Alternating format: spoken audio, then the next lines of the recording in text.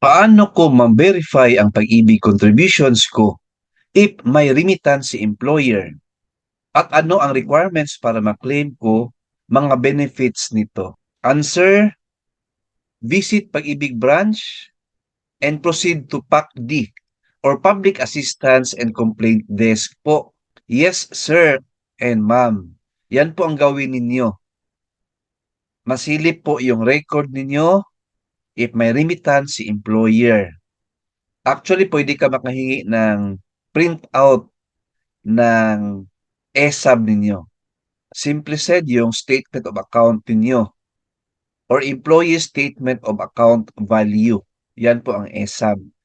Yan po, masilip ninyo ang principal amount, kung magkano na yung pondo ninyo, and of course, yung annual dividends na add-on sa principal.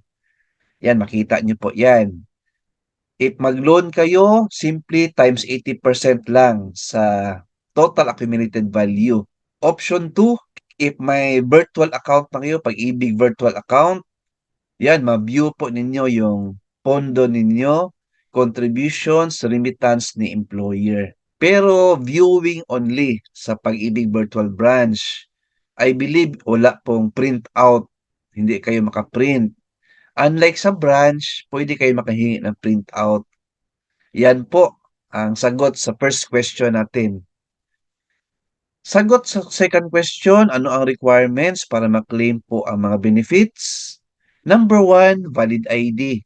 Kailangan may valid ID ka, i-photocopy mo yan, and other related requirements, yung form po, i-fill out yung form.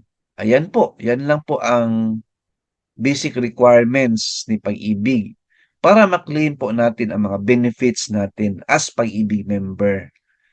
Alright, so keep watching my channel, sir and ma'am. Lahat ng mga concerns ninyo, questions about Pag-ibig, GSIS, and other topics po, sasagutin po natin yan. Please like, share this video, and subscribe my YouTube channel. Thank you, God bless, and 2 thumbs up.